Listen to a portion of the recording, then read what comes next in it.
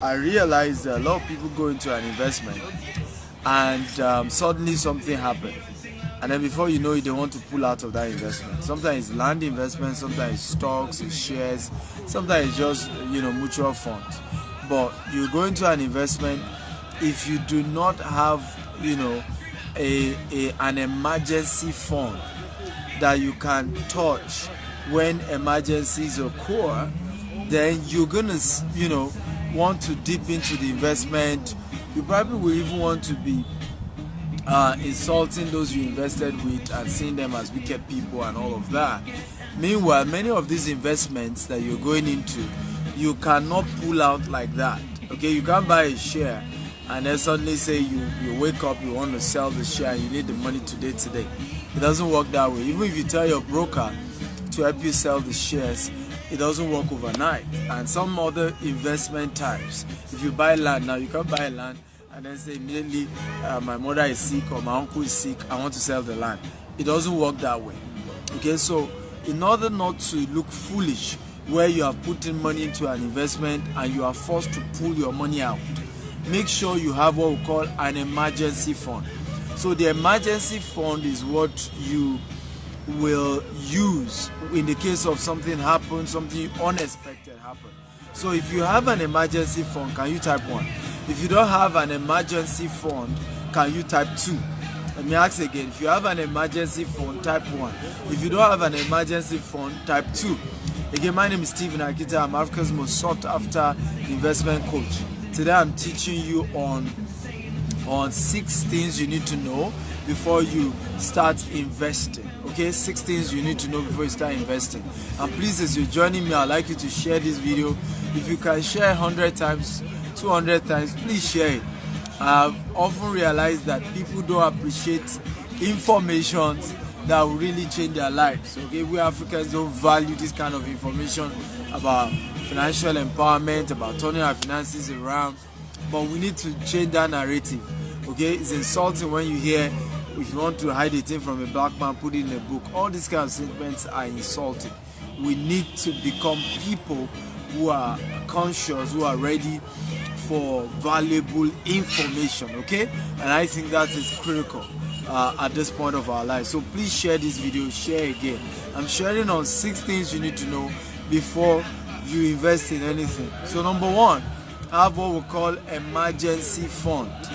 Emergency fund. Number 2, and this is very, very important, and I realize a lot of people are not even conscious of this. Avoid circumstances that can lead to fraud.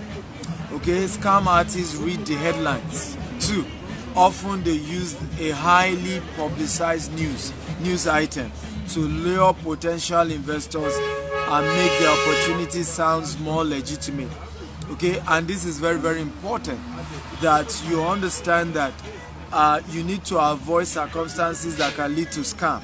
So many people who invested in MMM did not know that it was a scam, and it was amazing to me that they didn't know, because it was on Google. If you just Google, is MMM a scam, you will have read that the scam started in Russia, okay, and that it was a Ponzi scheme that failed in Russia and didn't work at all.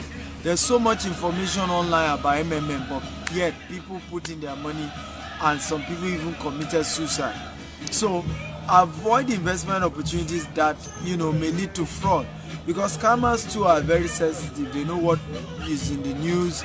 They probably will put together some and say, look, so person is even doing it, these other people are doing it, come and put in your money. And then they lure you into an investment that is not real, and then your money is gone. It's just gone, totally gone. So you must be careful before you invest your money. Before you go into any form of investment, be careful, study, read hard, get certain information. It's very, very clear and very, very important. I remember at times some people were saying that is it UN or World Bank was giving people money to start their business, and there was a loan. You can get 10 million, you can get this. There are some verifications they are doing. Submit your kidney con, you can start a microfinance bank. And there was so many information around this. Something was going on, something was cooking, and everybody should go into it. And you know, immediately somebody also told me, he said, look, you will get a lot of money if you go into this. They will give you, it's a free, almost like a free money. They are giving people in Nigeria. And immediately I went on Google, I typed it, and I realized that, World Bank had even disowned that project. CBN has disowned that project, that there's nothing like that they are not giving anybody money through any microfinance bank. But yet people were doing it, they were putting their money, and they were losing big time. So today we're looking at 6 things you must know before you put in your money into any form of investment. 6 things you want to know. So we looked at the first one, and we said the first one is that you need to have what we call an emergency fund. Okay, when you have an emergency fund, you will be able to pull out of that in the case of emergency. So suddenly you just need money quickly, and it's very urgent. You will just simply be able to do that. Am I good? Okay, thank you. So you'll be able to use that emergency fund in the situations where suddenly you just need money, and such always happen. So if you put all your money into an investment opportunity just because the opportunity was very good, in the case where you now have an emergency, the question will then be, where do you get the funds from? How do you handle that kind of emergency situation? And a lot of us sometimes we miss this part. We just hear that there's this investment opportunity, we put in all our money into it, everything into it, literally everything. Okay, nothing is being kept aside in case of something emergency happen, and then you now get situation whereby an emergency occur, then you want to be putting pressure on some of the investment opportunities you've taken advantage of, and it just makes you be in an uncomfortable situation. Now the investment opportunities you've done too, it puts them in a very bad, awkward situation. So, and I'll give you some example. I've had people who invested in our real estate. In fact, I'm having to say we have to change our real estate policy to that we don't do refunds again, because you have situations where people invest.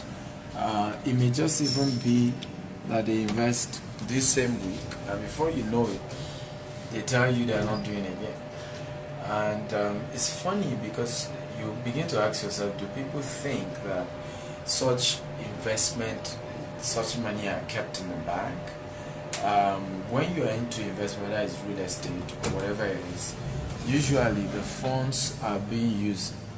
The funds are being used for something. So if it's a real estate investment, the money is not kept in the bank. So the company you are investing with is obviously buying more land, doing things with the land, okay? With the money rather. So you can't just go to them and just say, you know what, I just need my money back. This emergency happened. I hear things like that, my mom died, these health issues, that health issues. And they don't understand that a lot of time people don't get the fact that you don't keep the money, or investment companies don't keep money. If you buy shares too, the same thing. Even before your broker will be able to help you sell the shares, it will take a while. So have what we call an emergency money. So this emergency money becomes what you can use in the case where you need money urgently, you need money desperately, you just go ahead and use the emergency money. Now, so have what we call emergency money. Number 2, avoid, fraud. Okay, avoid circumstances that lead to fraud. And I shared how a lot of people invested in MMM and they didn't know MMM was a fraud. And all you needed to have done, in fact, I remember saying to somebody, is this the way, some of us can be this gullible? Because if you are just Google MMM as at that time, you will read the history of MMM. You will read the fact that MMM started in Russia. You read the fact that a lot of people committed suicide when MMM went bad in Russia. And all of that. The informations are out there. But people just do not want to read, right? So they kept saying that, no, this particular MMM will work, and we're having ridiculous hopes that just didn't make sense. and people got their hands burned. So avoid circumstances that, investment, that really look fishy, that may end up becoming really fraud. Okay, avoid that. Okay, and I've shared also several other experiences I've had too, where people just say, oh, there's this opportunity, oh, they are just giving, no matter the name they give it, right? Sometimes people even tell you it's an association with World Bank, it's an association partnership with World Bank, it's partnership with UN, partnership with this. That's not the case here. Okay, once the whole thing is not sounding okay, do more research. Okay, and be sure that this is real, right? Number 3, okay, overcome greed before you go into investment. Overcome greed. And what do we mean by overcome greed?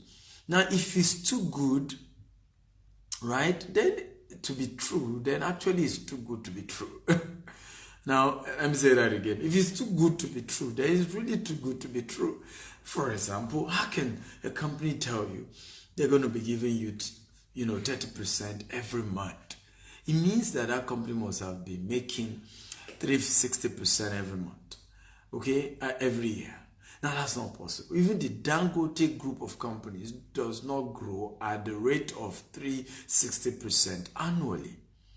Okay, it doesn't work that way.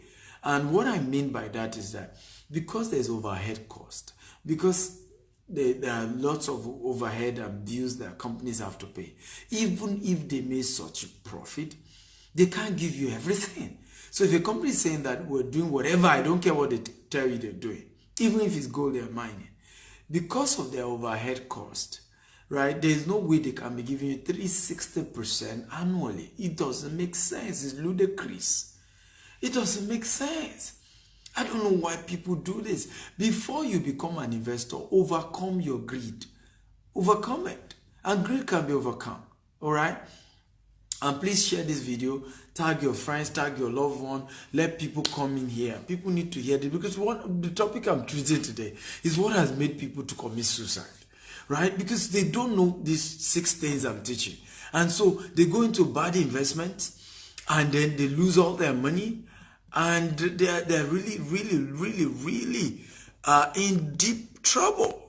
Okay, real deep trouble. Please share this video. Let's get people here. And as you're joining us, tell us your name and your city. Your name and your city. For some of you who want to get my book, you can visit www.stephenakitayo.com/book bundle. We're doing a massive promo. Crazy. Over 10 books given for peanuts. So go there, www.stephenakitayo.com/book bundle. My name is Stephen Akitayo. I'm Africa's most sought after investment coach, and I'm sharing with you 6 things to know before you invest in 2019. Don't just carry your money and then put into any form of investment. Get this knowledge. Overcome greed before you go into investment. Let me share with you one of the strategies to overcome greed. One of it is start giving. Practice, consistent giving. So tomorrow, we're going to Ajegunle. We're going to be feeding 500 to 1,000 children in Ajegunle. The place is called Dustbin Estate. It's an estate where people literally live. They live on a refuse. Yes, you're going to watch it. I'm going to stream the whole event live. God willing, tomorrow we're going to stream it live. Okay? Yes, people live on the refuse. You heard me. Some of you won't believe it. They live on the refuse. And so we want to visit them. We want to feed as many people as we can feed. We want to profile some of them that we can send to school this year. And so one of the ways to overcome greed is to practice consistent giving. So overcome greed. If you do not overcome greed, you will lose money. And you will claim that, oh, you are trying to invest, you're trying to make more money. But you will take actions that will make you lose everything and put you into trouble. So if it sounds too good, then it's just too good to be true. Okay, there are certain kind of returns people say they're going to give you in an investment that doesn't make sense. Whether it's shares, whether it's mutual funds, whether it's bonds, whatever it is, there are certain kind of interest that does not make sense. Any form of investment that promises you more than 25% every year is a high-risk investment. Now, I'm not even saying you shouldn't do it. I'm just saying, don't be greedy enough to put all your money into high-risk investment. Why do that? And why do people do that? You know this investment is promising to give you so much returns. Okay? That the return it says it will give you is very high. So why put all your money? Now, why? Why put all your eggs in one basket? You know that, I mean, I don't know how we find a way to convince ourselves that we should just do it. Sometimes you even say your brother said he collected the money. Yes, that he got the money does not guarantee that you will get your own. That you saw your uncle getting it does not mean you will get your own. Once an investment is very high, the returns, I'm not even saying don't do it. Don't just put all your money there. Okay, so don't be greedy. Overcome greed. Overcome greed. Okay, and one of the ways to overcome greed, start practicing consistent giving. Practice, it helps you, because suddenly it begins to make you know why God is blessing you, why you're trying to build wealth, the real purpose of trying to make money. It begins to get close to you, so that you don't just, because there's a thin line. If you're not careful, you just lose the whole reason why you want to be rich. You just lose that reason, and if you're not careful, you just mess it up big time. I remember an experience I had one time where, and it's good to, it's not even, I had to say to my kids, I'm going to be taking you out for all my charity events. You know, I have to start taking you out, because you need to begin to see things. Because sometimes children begin to ask you, Daddy, my neighbor had 2 bicycles. Why am I just having 1? Okay, Daddy, can't you get more food? Daddy, this. And before you know it, you don't know that your children are getting so, how do I put it now? And this thing I'm talking to you about leads to depression. It can easily lead to depression. Where when greed comes in, greed, because that's why they say money does not lead to happiness, right? Money doesn't lead to happiness. Because sometimes when you allow greed to enter you, you will never be able to have enough. So every day you're complaining, you want more, you want more, you want more. That's the same thing that happened to politicians who just keep stealing, looting the treasury, looting the treasury, looting the treasury every day.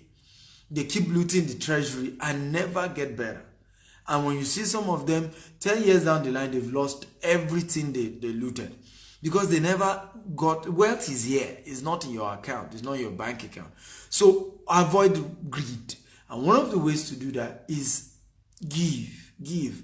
So I'm working with my children to always follow me to charity projects so that you can see how their father is giving, and we also see people who are worse off than they are, see people who are, in deep problem than they are, and begin to appreciate life and begin to understand that God is faithful and be grateful for that which they have. And I think this is very, very important. Okay. I believe strongly in what I'm teaching you guys. And like I said, I believe strongly. Number 4, okay, consider an appropriate mix of investment. So I also realize that sometimes we make this mistake where all our investment are just one single type of investment, right? So some of us who like to buy shares, everything is in shares. Some of us who like bonds, everything is in bonds. Some of us who like mutual funds, everything is in mutual funds. Okay, some of us who like real estate, everything is in real estate. Sometimes you may want to diversify.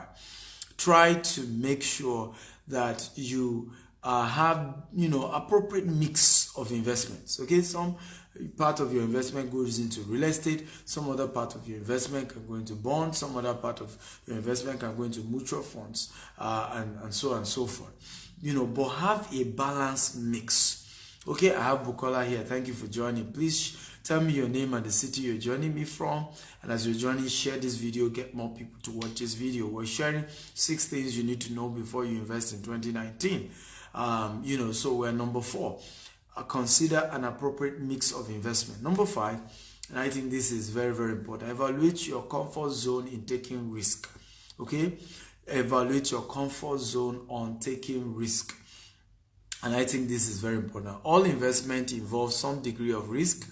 If you intend to purchase securities, such as stocks and bonds or mutual funds, it's important that you understand before you invest that you could lose some or all your money.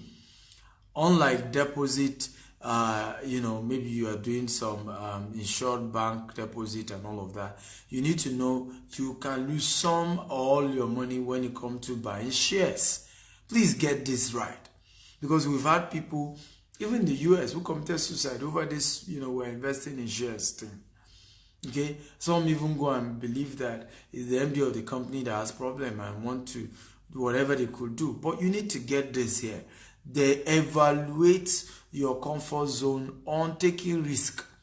Okay, let an expert talk to you. Let an expert work with you. Okay, and really walk you around the concept of risk management, the concept of what is a risk. Bimbo Akintola from England. Bimpe Akintola from England. Thank you for joining. I appreciate you. Thank you very much. And please share this video. Let's get a lot of people in here. Keep sharing this video and let's get to a lot of people. So evaluate your comfort zone, in taking risk. And I think this is very, very important. Everything when it comes to investment is risky. It's very, very risky. Let nobody deceive you. There is some degree of risk in every investment. Now, does that mean you shouldn't invest? You should invest, of course. Remember, there are 4 ways to make money. You can make money as an employee, you can make money as a self-employed, you can make money as a business owner, and you can make money as an investor.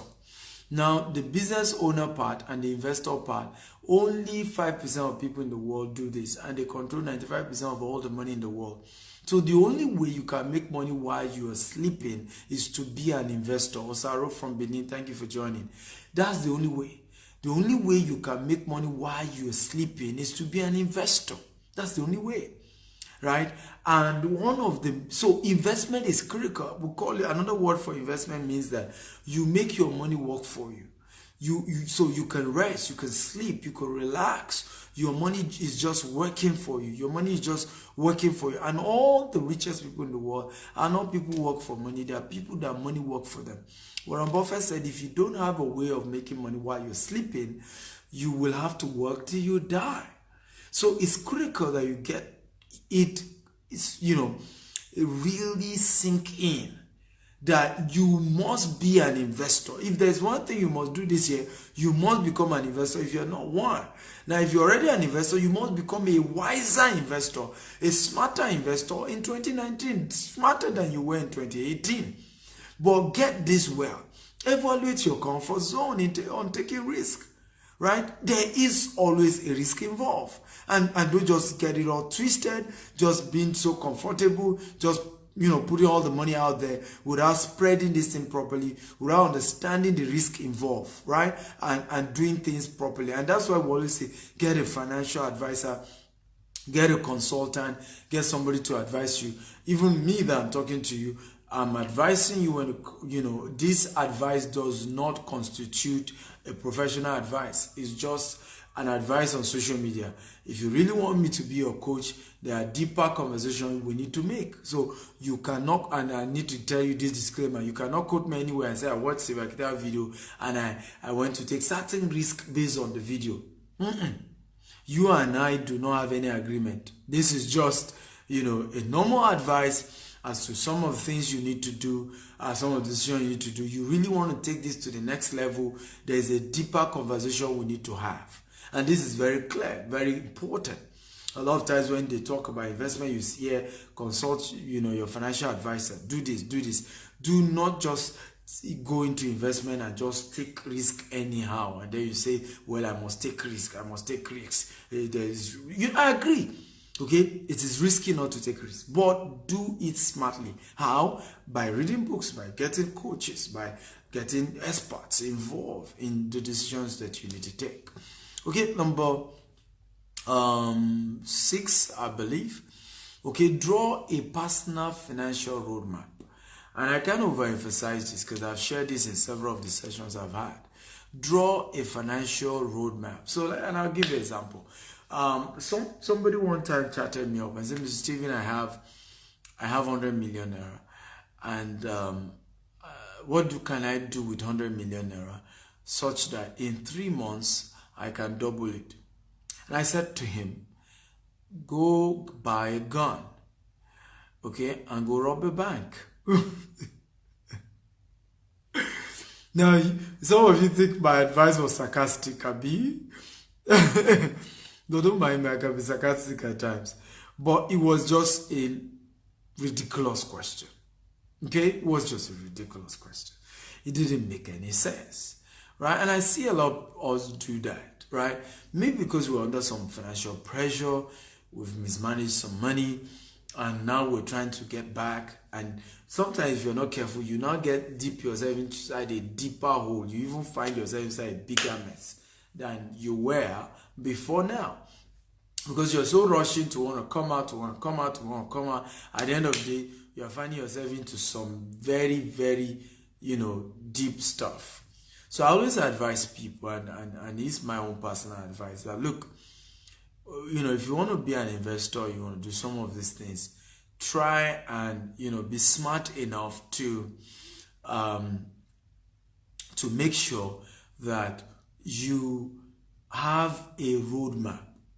A roadmap that is very clear, a roadmap that is not trying to make you rich overnight, a roadmap that is, scientific, a roadmap, I call it SMART goal: specific, measurable, realistic, achievable, and time-bound.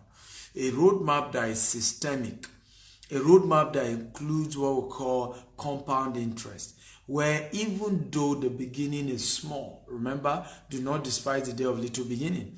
Your latter end, you are planning to be a lot bigger and greater and massive. So that's the kind of concept you bring into this kind of business, right? Into investment. Draw a clear-cut financial roadmap. How many of you have a financial roadmap? If you do, type 1. If you don't, type 2. Because you need to have one. Okay? A financial roadmap. If you do, type 1. If you don't, type 2. You need to have one. Financial roadmap. Clear-cut roadmap. Clear-cut plan and strategy to move from where you are to where you want to be. Clear-cut, with advice from, great consultants. Sometimes you may make it could be, you could mind map it. Okay, so I'm going to start with real estate. So I'm going to buy stocks here. I'm going to do mutual funds here. I'm going to do bonds here. And then, I'm going to then get, to expand. I'm going to start with this X amount, then later grow it every 2-3 months or grow it every 6 months. But something very concrete, very clear cut, easy to follow, nothing complex, and you want to follow through. So if you have a financial, personal, right, financial roadmap, type 1. If you don't, type 2. There is a goal, right? This is not goal. So let me give you an example. I have a goal of raising, making 15 billion in all of our businesses. That's a goal. That's not a roadmap. Then after getting that goal, you now still have to break it down. You still now have to put together, like, your roadmap is like what we call the methodology. It's not the how. The goal is the where you're going, right? The roadmap is like how you want to get there, the strategies, the steps you want to take, the decisions you have to take. And I'll give you an example of one of my spiritual mentor took years ago. So because of some of the dreams he had that year, he called his children and said, "Children, from today, no more milk in this house. Anybody want to take milk in this house, squeeze your breast and drink your own milk." Right? From today, secondly, no more egg in this house. Anybody want to eat egg in this house need to lay one. It was part of the financial roadmap for that year, because he realized that what was going into buying milk and buying egg was a lot. And if he really wants to achieve the goal he had, right, he can't continue to be spending that much on milk and egg. And he has to stop everybody in their family, from the children to the wife to everybody. Okay? But this same person I'm talking to you now has 2 private jets. Okay? Has, estates, one of the most successful people in the world. Yeah, in fact, the richest person in the world in his own field. But years ago, he had to tell the children, no more milk, no more egg. So in your roadmap, some of those kind of things may be there. Some of you may have to have in your roadmap, you may have to include under the prudency part. You may have to include the fact that we will only shop once in 2019. right? Some steps have to be taken. Serious steps have to be taken. You cannot continue to spend money the way you were spending money when you were not an investor. The same way you're now spending money now that you're an investor. I give you another strategy. Even me, I'm trying to work on that too for this year. What are the things I can cut? One of the strategies that a friend of mine, similar to the earlier story, is a story a friend of mine was sharing. So he was building his house, 6-bedroom duplex in Abeokuta, but he used to buy block for 200 naira per block. But every week they buy a carton of Maltina. He just loved Maltina. A guest come, do you care for Maltina? He was just this Maltina guy, and that was him. But one day he started meditating. So he realized that he spends a whole crate of Maltina and a single bottle of Maltina was then that time 200 naira. So you have maybe 24. And he dawned on him one day that is 24 blocks. 24 blocks going every week. So he did a calculation in a month how many blocks was going. In a year, he had to say, yeah. So he called the wife. I said, from today, no more Maltina. Some of you who are from Nigeria or Africa, you know Maltina. It's a particular, we call it a beverage drink now, non-alcoholic. All right. So he had to say, from today, no more Maltina. Right? Maltina then was like 50 cents. Maybe like 60 cents in the current value. But he realized that a single block was going for that 60 cents. And that is 24 blocks. And he was still building his house. And that, according to him, stopping Maltina helped to speed up the pace of him building his house. You see what we're talking about here? Just speed everything up. Speed it up. So, guys and ladies and gentlemen, I really want to encourage you guys that there is a lot of work that has to go into your roadmap. For those of you who have one, then you've seen some other strategies you have to put in place. You must, in your roadmap, one of the critical components, I'm not going to, because today is not, maybe tomorrow I may take this topic, developing your financial roadmap. But one of the components that was being your financial roadmap is the prudency part, okay? And so under the prudency part, you want to say, what do I need to cut, okay, to be able to pay for my deficit in 2019? What do I need to cut? What are some of the bills I need to let go? Cut them. And then what are some of the things I need to buy? What are some of the things I need to invest in heavily? Because sometimes we make this mistake where we think it's all about cutting. It's not just about cutting. You have to cut and put money in some things. The reason for wealth is to give back. The reason you pray to God for money is to be able to help people. But you need to know, God will never give you some money if you have not proved him right. How do you prove God that you're worthy for the kind of wealth you desire in 2019? It's by giving the little you have. People always tell me, Mr. Stephen, you can give, you're a rich man. I laugh. I'm not. My company is rich. I'm not a rich man yet. I'm on my way. I have lots of bills. So we assume that giving is a job of rich people. It's a job of everybody. We all need to build a culture of giving. Everybody needs to do that. Okay? It's not, an African needs to wake up. We need to be givers. We need to build giving culture in Africa. Okay? We need to. Please. We can do this. We can become givers. We can do better than we're doing. It's the job of all of us. And that's why God will bless you. When he sees that your heart wants to give, when he sees that your heart desires to change the world, when God sees that your heart wants to make a difference, he will give you money. He will bless you. Okay? But when you're saying that, my salary is just 15,000. Ladies and gentlemen, 1,500 naira will do a lot of good to children in Dustbin Estate. You will be shocked. You will be shocked. And one of the things giving does, he makes you grateful. Because suddenly you begin to see that God has been good to you. You may not be where you want to be, but you're not where you used to be. You may not have everything, but you have some things. And it just brings in this gratitude heart.